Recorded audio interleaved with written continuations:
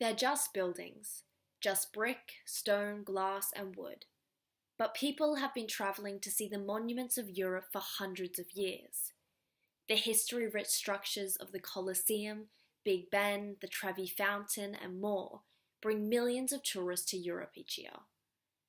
A report published in 2017 revealed that Paris's monuments were in the top 4 most visited, bringing a combined 51 million visitors between the Notre Dame Cathedral, the Eiffel Tower, Sacré-Cœur, and the Louvre.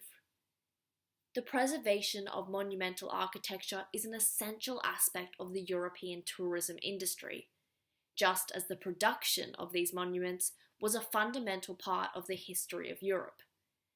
Beginning in ancient times, mostly under the influence of Christianity, a range of monuments were built over the continent. While each are diverse in purpose, architecture, and form, all of them have one thing in common: their significant economic value to the countries they reside in. The countless monuments spread across the European continent has turned countries such as France, Italy, Britain, and Spain into open-air museums. Tourism in Britain and France alone amounts to about 7% of their gross domestic product, bringing in €150 billion and €170 billion respectively a year. The importance of Europe's iconic monuments can be seen in the recent fire that destroyed parts of the Notre Dame Cathedral. People held their breath in Paris as the stained glass windows cracked and the iconic spire of the Notre Dame fell. And it was unsurprising that many people flocked to Twitter to reminisce on their memories and fondness of the building. There were photos of tourists and French locals crying in distress as they watched the monument burn.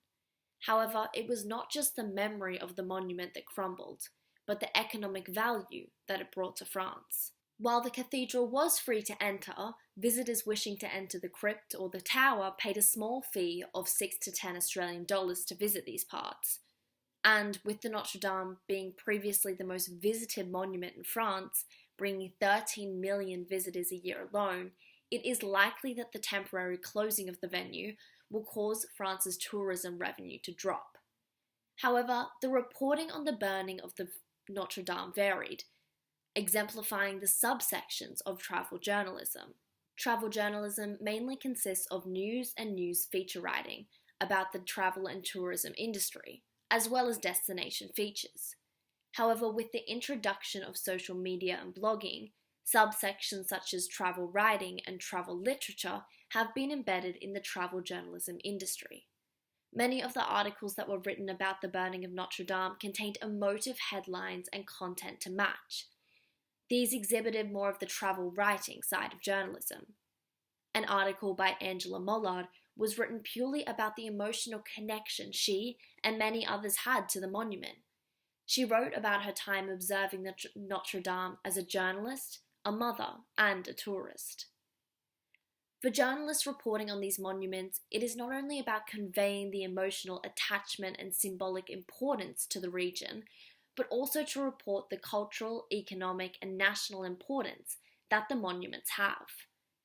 The importance of reporting on factual details when writing travel pieces is no less important than any other form of journalism. The historical accuracy of these monuments remain all pillars of what draws these readers into the background of the city itself. However, when reporting on European monuments, whether it's breaking news or a feature, it shouldn't just be a record account of the artifact, but of their modern-day effects, culturally and economically too. The more the public can understand all aspects of the monument, the more they can engage with the history of it. Simply put, while the emotional connection to the European monuments is huge, the financial gain that they bring to their respective countries is even greater. These monuments will continue to bring economic revenue to Europe.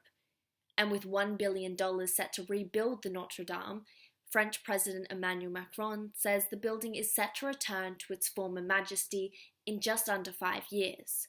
So, it is likely that journalists will be reporting on the success story of the rebuilding just in time to coincide with the 2024 Olympics, hosted in Paris. After all, these monuments truly do keep on giving.